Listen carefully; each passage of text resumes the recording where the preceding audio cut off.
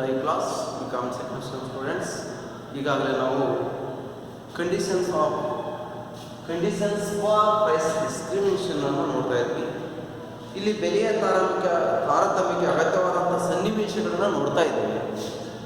ಅನಿವಾರ್ಯ ಚಾರ್ಜ್ ಕಡಿಮೆ ಆಗಿರೋದ್ರಿಂದ ಇದನ್ನೇ ನಾವು ಡಿಸ್ಕಂಟಿನ್ಯೂ ಆಗಿದೆ ನೋಡಿ. ಪಾಯಿಂಟ್ಸು ಎಷ್ಟಿದೆ? ಬಹುಶಃ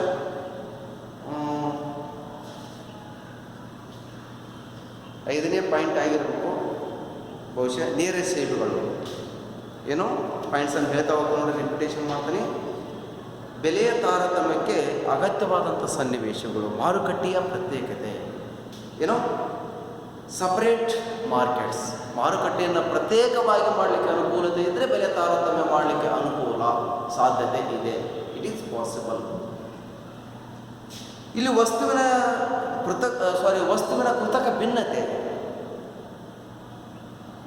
ಆರ್ಟಿಫಿಷಿಯಲ್ ಪ್ರಾಡಕ್ಟ್ ಡಿಫ್ರೆನ್ಸಿಯೇಷನ್. ವಸ್ತುವಿನಲ್ಲಿ ಕೃತಕ ಭಿನ್ನತೆ, ವಸ್ತುವಿನೊಳಗೆ ಕೃತಕವಾಗಿ ಭಿನ್ನತೆ ಮಾಡಲಿಕ್ಕೆ ಸಾಧ್ಯತೆ ಇದ್ದಾಗ ಮಾತ್ರ ಸಾಧ್ಯ. ನಾನು ನಿನ್ನೆ ಹೇಳಿದ್ದೇನೆ. ಪಾಯಿಂಟ್ ನಂಬರ್ 3, ಗ್ರಾಹಕರ ಅಜ್ಞಾನ, ಇಗ್ನೋರೆನ್ಸ್ ಆಫ್ ಬಯರ್ಸ್.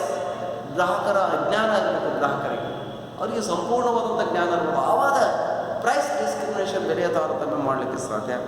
ಹಾಗೆಯೇ ಭೌಗೋಳಿಕ ಅಥವಾ ಸುಂಕದ ಅಡ್ಡಿ, ಭೌಗೋಳಿಕವಾಗಿ ಅಥವಾ ಸುಂಕವನ್ನು ವಿಧಿಸ್ತಕ್ಕಂಥದ್ದು ಏನೋ ಜಾಗೃತಿಕಲ್ ಟ್ಯಾರಿಫ್ ಬ್ಯಾರಿಯರ್ಸ್ ಅಂತಕ್ಕಂಥದ್ದು, ಡಿಫ್ರೆನ್ಸ್ ಅಂತಕ್ಕಂಥದ್ದು ಇರಬೇಕು. ಸ್ವದೇಶದಲ್ಲಿ ಮಾರಾಟ ಮಾಡಿದರೆ, ವಿದೇಶದಲ್ಲಿ ಮಾರಾಟ ಮಾಡಿದರೆ ಅಥವಾ ರಫ್ತು ಮಾಡಿದರೆ ಇದಕ್ಕೆ ಬೇರೆ ಬೇರೆ ಬೆಲೆಯನ್ನು ವಿಧಿಸುವಂಥದ್ದು. ಹಾಗೆಯೇ ನೇರ ಸೇವೆಗಳು ಡೈರೆಕ್ಟ್ ಸರ್ವಿಸಸ್ ಕನ್ಸಂಪ್ಷನ್ ಅಂತಕ್ಕಂಥದ್ದು ಇರಬಹುದು. ಹಾಗಿದ್ದಾಗ ಮಾತ್ರ it is possible. Next point, ಮರು ವಿನಿಮಯ ಸಾಧ್ಯವಿರಬಾರದು. No change for exchange of goods. ಈ ಪಾಯಿಂಟನ್ನು ನೋಡ್ತಾ ಇದ್ದೀವಿ. ಮರು ವಿನಿಮಯ ಮಾಡಲಿಕ್ಕೆ ಸಾಧ್ಯವಿರಬಾರ್ದು. ಇರುವಾಗ ಬೆಲೆ ತಾರತಮ್ಯ ಅಸಾಧ್ಯ. ಮರು ವಿನಿಮಯ ಮಾಡಲಿಕ್ಕೆ ಸಾಧ್ಯತೆ ಇರದೇ ಇರುವಂಥ ಸಂದರ್ಭದೊಳಗ ಇಲ್ಲಿ ಬೆಲೆ ತಾರತಮ್ಯವನ್ನು ಮಾಡಲಿಕ್ಕೆ ಸಾಧ್ಯತೆ ಇರುತ್ತೆ. ಕಡಿಮೆ ಬೆಲೆಗೆ ಕೊಂಡು ಹೆಚ್ಚಿನ ಬೆಲೆಗೆ ಮಾರಾಟ ಮಾಡುವಂತಿರಬಾರ್ದು, ಮರು ವಿನಿಮಯ ಮಾಡುವಂತಿರಬಾರ್ದು. ಆಗಿದ್ದಾಗ ಬೆಲೆ ತಾರತಮ್ಯ ಸಾಧ್ಯ. ನೆಕ್ಸ್ಟ್ ಪಾಯಿಂಟ್ ನಂಬರ್ 7, ಶಾಸನಬದ್ಧ ಮಂಜೂರಾತಿ, ಲೀಗಲ್ ಸ್ಯಾಂಕ್ಷನ್ಸ್. ಶಾಸನಬದ್ಧ ಮಂಜೂರಾತಿ ಇದ್ದಾಗ ಇಲ್ಲಿ ಬೆಲೆ ತಾರತಮ್ಯ ಸಾಧ್ಯತೆ ಆಗುತ್ತೆ. ನೆಕ್ಸ್ಟ್ ಪಾಯಿಂಟ್ ನಂಬರ್ 8, ಗ್ರಾಹಕರ ವಿಶೇಷ ಆಯ್ಕೆ, ಸ್ಪೆಷಲ್ ಪ್ರಿಪರೇಷನ್ಸ್ ಆಫ್ ಬಯರ್ಸ್. ಗ್ರಾಹಕರು ಅದನ್ನು ವಿಶೇಷವಾಗಿ ಆಯ್ಕೆ ಮಾಡಿಕೊಳ್ಬೇಕು. ಉದಾಹರಣೆಗೆ ರೈಲ್ವೆಯನ್ನು ಗಣನೆ ತೆಗೆದುಕೊಂಡ್ರೆ ಅವರು ರಿಸರ್ವೇಷನ್ ಮಾಡುವಂಥದ್ದು, ಸ್ಲೀಪಿಂಗ್ ಕೋಚನ್ನು ತೆಗೆದುಕೊಳ್ತಕ್ಕಂಥದ್ದು, AC-ಯನ್ನು ಸೆಲೆಕ್ಟ್ ಮಾಡ್ಕೊಳ್ತಕ್ಕಂಥದ್ದು, ಹೀಗೆ ಜನರಲ್ ಬೋಗಿಯನ್ನು ಸೆಲೆಕ್ಟ್ ಮಾಡ್ತಕ್ಕಂಥ ಸ್ಪೆಷಲಾಗಿ ಅವರು ಆಯ್ಕೆ ಮಾಡಿಕೊಳ್ಳುವಂತಿರಬೇಕು. ಹಾಗಿದ್ದಾಗ ಪ್ರೈಸ್ ಡಿಸ್ಕ್ರಿಮಿನೇಷನ್, ಬೆಲೆಯ ತಾರತಮ್ಯ ಪಾಸಿಬಲ್ ಆಗುತ್ತೆ. ನೆಕ್ಸ್ಟ್ ಪಾಯಿಂಟ್ ನಂಬರ್ 9, ಗ್ರಾಹಕರ ವಿಂಗಡಣೆ, ಡೈವರ್ಸಿಫಿಕೇಶನ್ ಆಫ್ ಕನ್ಸ್ಯೂಮರ್ಸ್. ಗ್ರಾಹಕರನ್ನ ವಿಂಗಡಿಸುವಂತಿರಬೇಕು, ಅನುಕೂಲತೆ ಇರಬೇಕು. ಶ್ರೀಮಂತ ವರ್ಗ, ಮಧ್ಯಮ ವರ್ಗ, ಕೆಳವರ್ಗದಲ್ಲಿ ಕೂಡ ಭಿನ್ನ ನೋಡ್ಬೋದು. ಅತ್ಯಂತ ಕೆಳವರ್ಗ, ಹೀಗೆ ಮಾಡುವಂತಿರಬೇಕು. ಹಾಗಿದ್ದಾಗ ಬೆಲೆ ತಾರತಮ್ಯ ಸಾಧ್ಯತೆ ಆಗುತ್ತೆ. ನೆಕ್ಸ್ಟ್ ಪಾಯಿಂಟ್, ಬೇಡಿಕೆ ಸ್ಥಿತಿಸ್ಥಾಪಕತ್ವ ಭಿನ್ನತೆ.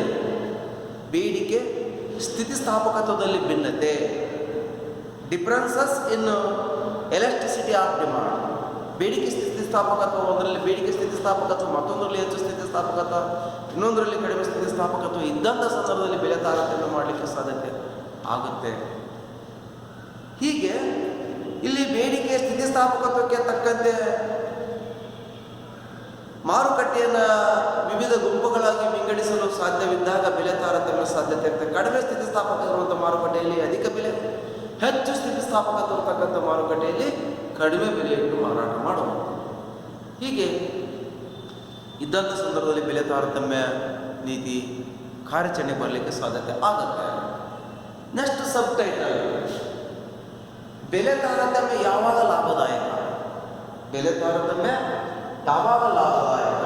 When is price discrimination profitable? Write down. When is price discrimination profitable. ಇಲ್ಲಿ ಬೆಲೆಯ ತಾರತಮ್ಯ ಯಾವಾಗ ಲಾಭ ಆಗುತ್ತೆ? ಪ್ರಾಫಿಟ್ ಯಾವಾಗ ಆಗುತ್ತೆ? ಅನುಕೂಲ ಯಾವಾಗ ಆಗುತ್ತೆ? ಮಾರಾಟಗಾರನಿಗೆ ಸಂತೋಷ ಆದಾಯ ಹೆಚ್ಚಾಗಿ ಬರುತ್ತೆ. ಪಾಯಿಂಟ್ ಏನು, ಏಕಶ್ರಮ ಉತ್ಪಾದನಕಾರ ಬೆಲೆ ತಾರತಮ್ಯ ನೀತಿಯನ್ನು ಲಾಭದಾಯಕವಿದ್ದಾಗ ಮಾತ್ರ ಮುಂದುವರಿಸುವಂಥದ್ದು ಕಂಡುಬರ್ತದ ಅಂತ ಅಂಶಗಳು ಏನು. ಪಾಯಿಂಟ್ ನಂಬರ್ 1, ಬೇಡಿಕೆ ಸ್ಥಿತಿಸ್ಥಾಪಕತ್ವದಲ್ಲಿನ ವ್ಯತ್ಯಾಸ. ಬೇಡಿಕೆ ಸ್ಥಿತಿಸ್ಥಾಪಕತ್ವದಲ್ಲಿನ ವ್ಯತ್ಯಾಸ, differences in elasticity of demand. Differences in elasticity of demand, ಬೇಡಿಕೆ ಸ್ಥಿತಿಸ್ಥಾಪಕತ್ವದಲ್ಲಿನ ವ್ಯತ್ಯಾಸ. ನೋಡಿ, ಬೇಡಿಕೆ ಸ್ಥಿತಿಸ್ಥಾಪಕತ್ವವು ಬೇರೆ ಬೇರೆ ಮಾರುಕಟ್ಟೆಯಲ್ಲಿ ಬೇರೆ ಬೇರೆ ಇದ್ದಾಗ ಬೇರೆ ಬೇರೆ ಬೆಲೆ ನಿರ್ಧರಿಸುವುದು ಸಾಧ್ಯತೆ ಇದೆ. ಉದಾಹರಣೆಗೆ, ಸ್ಥಿತಿಸ್ಥಾಪಕತ್ವ ರಹಿತವಾಗಿರುವಲ್ಲಿ ಹೆಚ್ಚಿನ ಬೆಲೆ, ಸ್ಥಿತಿಸ್ಥಾಪಕತ್ವ ಅಧಿಕವಾಗಿರುವಲ್ಲಿ ಕಡಿಮೆ ಬೆಲೆ. ಹೆಚ್ಚು ಸ್ಥಿತಿಸ್ಥಾಪಕತ್ವ ಇರುವಂಥ ಸಂದರ್ಭದಲ್ಲಿ ಕಡಿಮೆ ಬೆಲೆ ವಿಧಿಸುವಂಥದ್ದು, ಕಡಿಮೆ ಸ್ಥಿತಿಸ್ಥಾಪಕತ್ವ ಇರುವಂಥ ಸಂದರ್ಭದಲ್ಲಿ ಹೆಚ್ಚು ಬೆಲೆ ವಿಧಿಸುವಂಥದ್ದು ಕಂಡು ಬರ್ತದೆ. ಯಾಕೆಂದರೆ ಬೆಲೆ ಹೆಚ್ಚಾದರೂ ಕೂಡ ಜನ ಕೊಂಡುಕೊಳ್ಳುವಂತಿದ್ದರೆ, ಬೆಲೆ ಸ್ವಲ್ಪ ಕಡಿಮೆ ಆಗಲಿ, ಆ ಸಂದರ್ಭದಲ್ಲಿ ಬೇಡಿಕೆ ಪ್ರಮಾಣ ಹೆಚ್ಚಳ ಆಗುವಂತಿದ್ದರೆ ಆ ಸಂದರ್ಭದಲ್ಲಿ ಬೆಲೆ ಒಂದು ರೀತಿಯಾಗಿ ವಿಧಿಸುವಂಥದ್ದು. ಅಂದರೆ ಕಡಿಮೆ ಸ್ಥಿತಿಸ್ಥಾಪಕತ್ವ ಇರುವಂಥ ಸಂದರ್ಭದಲ್ಲಿ ಹೆಚ್ಚಿನ ಬೆಲೆ, ಹೆಚ್ಚು ಸ್ಥಿತಿಸ್ಥಾಪಕತ್ವ ಇರುವಂಥ ಸಂದರ್ಭದಲ್ಲಿ ಕಡಿಮೆ ಬೆಲೆ ವಿಧಿಸುವಂಥದ್ದು. ಏನು. ಪಾಯಿಂಟ್ ನಂಬರ್ 2, ಗ್ರಾಹಕರ ವಿಂಗಡಣೆ, classification of buyers. Classification of buyers, ಗ್ರಾಹಕರನ್ನು ವಿವಿಧ ಗುಂಪುಗಳಾಗಿ ಮಾಡಲು ಸಾಧ್ಯವಿದ್ದಾಗ ಲಾಭ ಆಗುತ್ತೆ. ಬೇರೆ ಬೇರೆ ಗ್ರಾಹಕರಿಗೆ ಬೇರೆ ಬೇರೆ ಬೆಲೆ ವಿಧಿಸಿ ಮಾರಾಟ ಮಾಡ್ಬೋದು.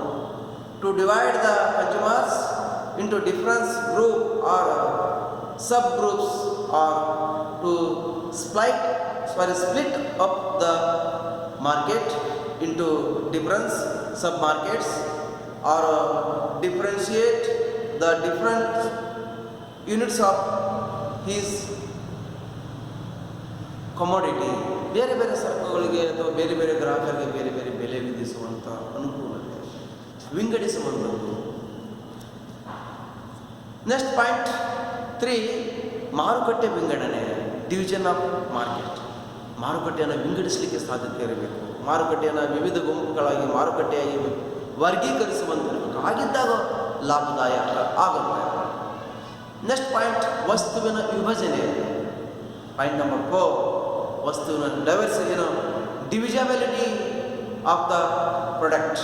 ಡಿವಿಜಬಿಲಿಟಿ ಆಫ್ ದ ಪ್ರಾಡಕ್ಟ್, ವಸ್ತುಗಳನ್ನು ಬೇರೆ ಬೇರೆ ಘಟಕಗಳಾಗಿ ಅಥವಾ ಗುಣಮಟ್ಟದ ಆಧಾರದಲ್ಲಿ ಬೇರೆ ಬೇರೆ ವರ್ಗಗಳಾಗಿ ವಿಂಗಡಿಸುವುದು ಸಾಧ್ಯವಿದ್ದಾಗ ಬೆಲೆ ತಾರತಮ್ಯ ಸಾಧ್ಯತೆ ಆಗುತ್ತೆ.